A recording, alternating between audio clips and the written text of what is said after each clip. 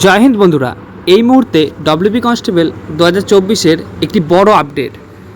কোন ট্রেনিং সেন্টারে কতজন থাকবে সেই লিস্ট এই মুহূর্তে আমার সামনে আছে। তো এই ভিডিওতে তোমরা শেষ পর্যন্ত দেখে নাও।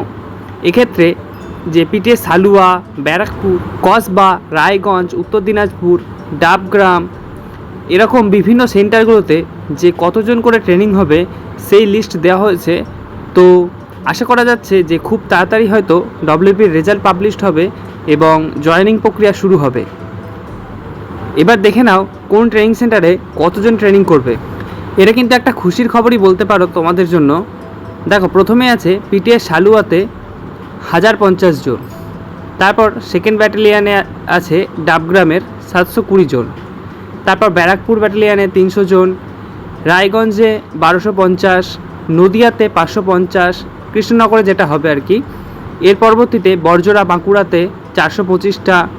এইভাবে দেখে নাও মোট 7815 জন। যে তোমাদের 8000 প্লাস ভ্যাকেন্সি থাকলেও এক্ষেত্রে কিন্তু 7815 জনের দেওয়া হচ্ছে। তো পরে বাকিগুলো দেওয়া হবে। ভিডিওটা ভালো লাগে থাকলে লাইক, কমেন্ট, শেয়ার করে দিও এবং পাশে থেকো পরবর্তী আপডেট পাওয়ার জন্য।